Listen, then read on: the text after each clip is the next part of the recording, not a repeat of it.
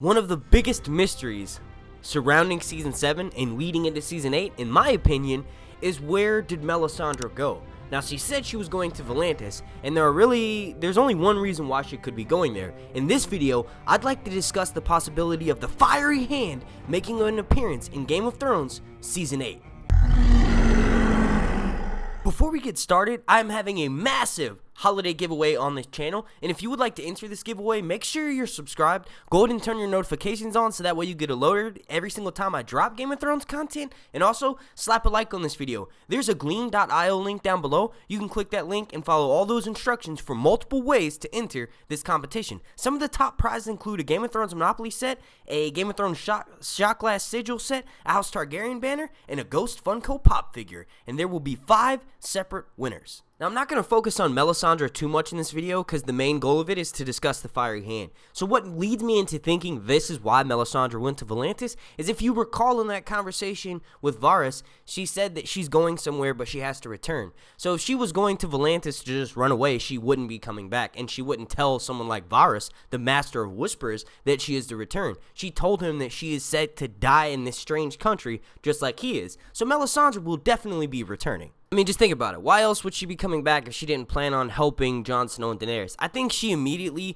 wanted to leave that situation because she knew Jon Snow was coming up and Davos was there. Davos honestly hates Melisandre. Knowing his character, Jon could easily grow to get over that whole never having known Shireen and not having that kind of connection or that hatred that Davos has for her. So I think her plan to kind of get over that, to ice over that whole Davos hating her and Jon Snow kind of hating her, is she's going to bring help. She needs to bring assets to them. She can't just show up empty-handed like she did last time. Like, yes, her visions are useful, but she doesn't know how to interpret them very well. Remember, she thought Stannis was Azor Ahai until she basically met Jon Snow. And then you can honestly tell in those moments with Melisandre and Jon at the wall, she kind of knew something was up. You know what I mean? She tried to hook up with him. She knew Jon Snow had King's blood. It wasn't until she saw him brought back that she was officially convinced. But I think Melisandre had already started swapping sides. So going to get help for Jon, what's in Volantis? We do know that there are lots of red priests and priestesses. We saw Tyrion and Varys meeting with Kinvara, a high priestess of R'hllor. So we do know that, they can be brought back in the picture. But honestly,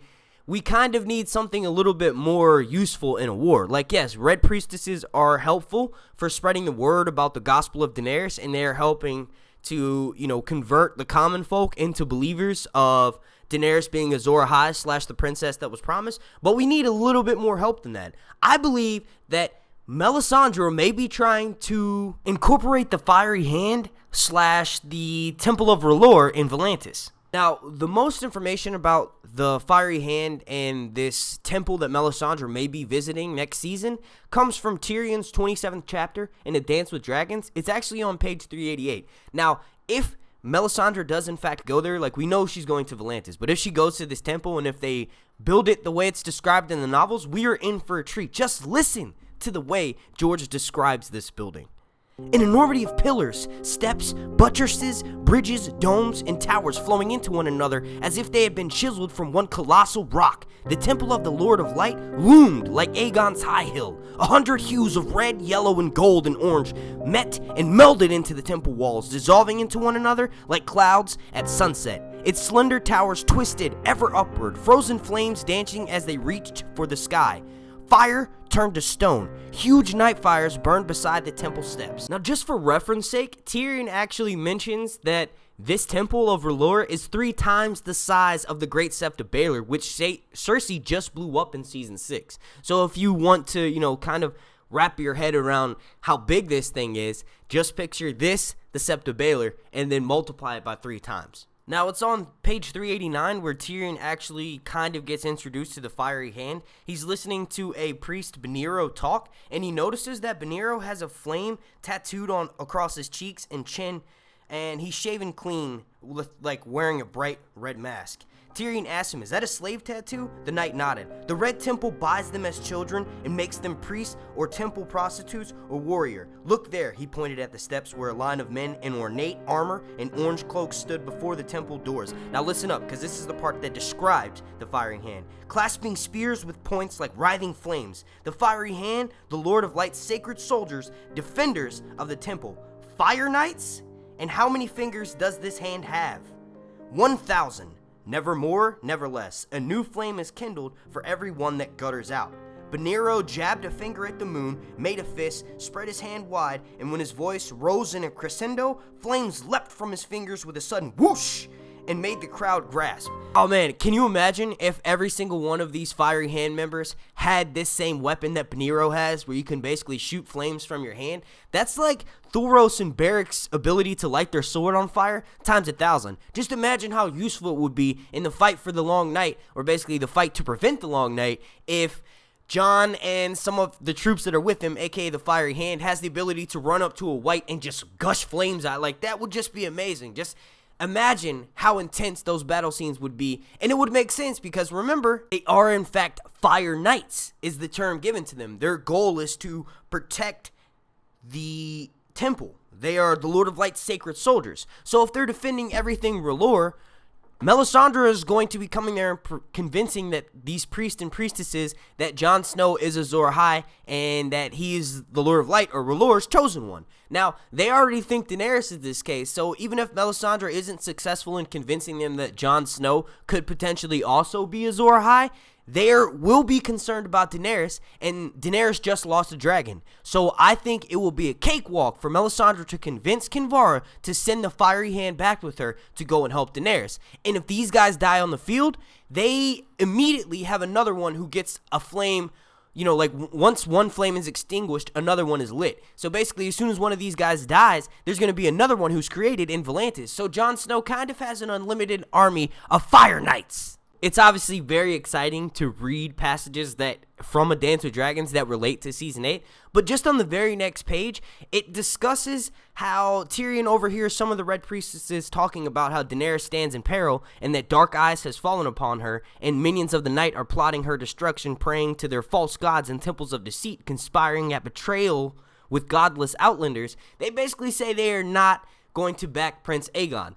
So they said that, you know, their version of the prophecy of someone who's going to lead everyone through the Long Night is for one person, not two. So it will be interesting to see if Melisandre is trying to explain to Kinvara that, hey, look, Jon, a.k.a. Aegon, actually does, you know, fit the prophecy, and he was brought back by the Lord of Light. They're probably going to look at that as, well, does he have dragons? And at this moment, no, Jon Snow does not have dragons. But either way, even if they're back in Daenerys, Daenerys is still in trouble. So I definitely think that Melisandre will be getting, if not all, some of the Fiery Hand to go back with her to Westeros in Game of Thrones Season 8. Okay, so we just discussed how the Fiery Hand may in fact have some special abilities. Anyone who kind of follows the Lord of Light may have special abilities. We saw that Beric and Thoros can manipulate fire on their blades. So who's to say someone reanimated by the Lord of Light doesn't have a special ability as well? We do know that the Whites that are reanimated by the others, or the Night King, they have a special ability seemingly that they can't die. No matter how much you kill them, you can cut their head off, you can do whatever to them.